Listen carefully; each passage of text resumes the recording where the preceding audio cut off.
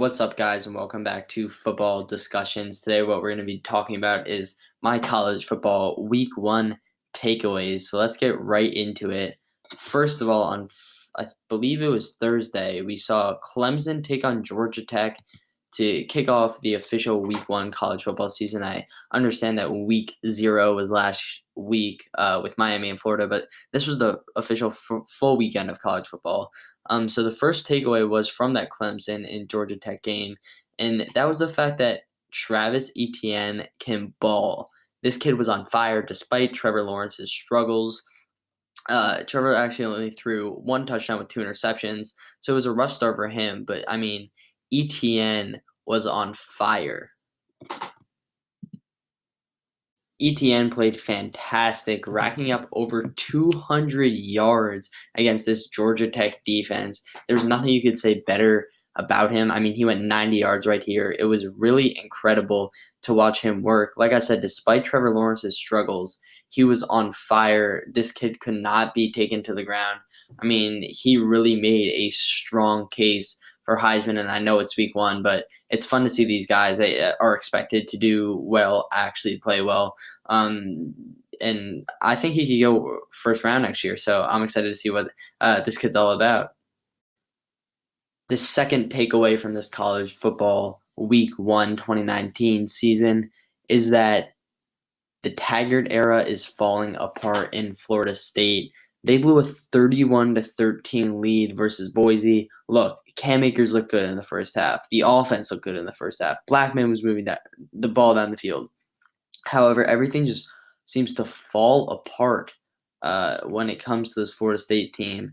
So, I mean, it's clear that he doesn't really have a future here. Florida State, last time they had a losing season, obviously it was last year, but before that was 1976. If he has another losing season this year, it's not going to look good for his job and his career. So, that all being said, I think that he's going to probably be fired at the end of this year. So, and then going along this Florida State Boise game, the third takeaway is that Hank Bachmeier, I don't even know how to pronounce this kid's name, the true freshman from Boise, can ball. He put up 400 yards versus Florida State defense, came back, won the game for his team. He had one touchdown and one interception, but really just played very well. I'm excited to see what this kid does. I think Boise State could get back up in that ranked territory. So we'll see how that all pans out. Next takeaway for week one of college football was the fact that Jonathan Taylor and Rondale Moore really made cases for their Heisman candidacies. Jonathan Taylor put up 4 touchdowns. Rondale Moore, I think, had 11 receptions. He led college football in receptions last year. I'm sure he'll do it again this year. I think he had like 120 receiving yards and a touchdown. So both these guys are really showing what an impact they make on they're not so great football teams. So I'm really excited to see what both these guys bring to the table this year. Running for 2 touchdowns and catching to Jonathan Taylor. Finally got him involved in the passing game, something that they've wanted to do for a while now. So it was good to see him finally get some reps there. As you can see here, he goes for 38 yards and gets a touchdown. His vision as a ball carrier is insane, and he's just an all-around great player. This was one of my favorite plays, just extending out for the touchdown. So I think he really is making his case to be the Heisman, and I'm pretty sure he'll win best running back again. He's just a fantastic player, overall talented, and just going to be sick this year.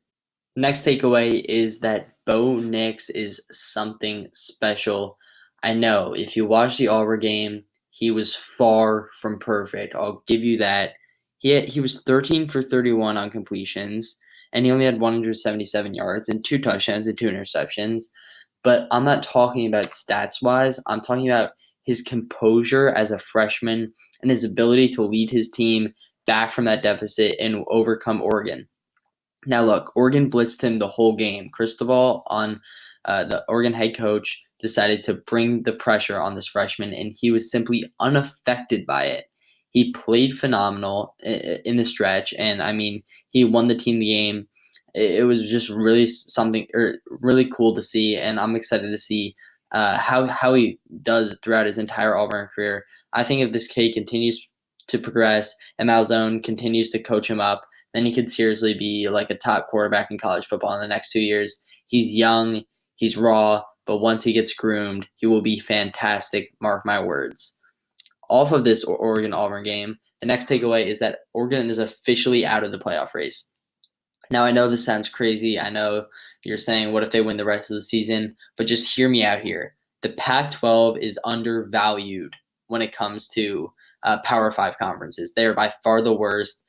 Obviously, the big three are the SEC, the Big Ten, and the Big 12. And then you have the ACC, who's really just carried by Clemson. And then the Pac 12 is carried by all these mediocre teams. So now that Oregon has lost, they don't play a top 10 team for the rest of the year. I mean, yeah, they play Washington, but I really don't see Washington being good this year. I know Easton played pretty well, but I just think Washington's going to lose a lot more than people expect. And they play Stanford, who's ranked 25 right now. And then they play Washington State, who's ranked 23. In the past, where we've had a Pac 12 team go to the playoff, it's been Washington. And they have been surrounded by good other Pac 12 talent that they have been able to play. They won the Pac 12 championship. Not saying Oregon won't, but like, what if it comes down to a team like Utah, who's actually going to be pretty good this year? Then I think Oregon might lose that game. So it just all depends on that. But I mean, when Washington made the playoff in 2016, they had to play the third team in the country at the time, USC. They had to play Oregon. They had to play Colorado, who was ranked that year. Stanford was still a top 10 team, top 15 team that year. So it's just very different Pac-12 setting. They've gotten progressively worse over the past few years. So I just seriously don't see Oregon making it to the playoff. The final takeaway from week one is that Jalen Hurts has officially entered his name into the Heisman race. This kid played phenomenal yesterday. I'm not talking about good. I'm not talking about great. Phenomenal. He was so much fun to watch. He was so accurate with the football. This new Oklahoma scheme fits him so much better than Alabama's ever did.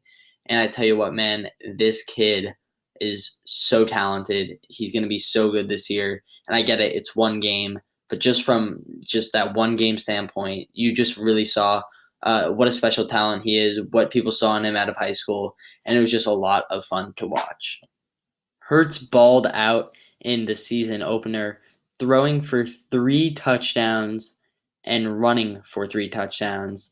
He was seriously fantastic, best I've ever seen him play. He broke his passing yardage record, his own personal passing yardage record, which was like 300 and something. And then he's also the first player since Johnny Manziel to run for 150 yards in a game and throw for 300. He was seriously amazing, so much fun to watch. And on top of all this, he only had 3 incompletions. All right, guys, so that's going to do it for today's video. If you enjoyed, please leave a like. I hope you guys are as pumped for college football being back as I am. Can't wait to watch week 2. And I hope you guys enjoyed. See you guys next time.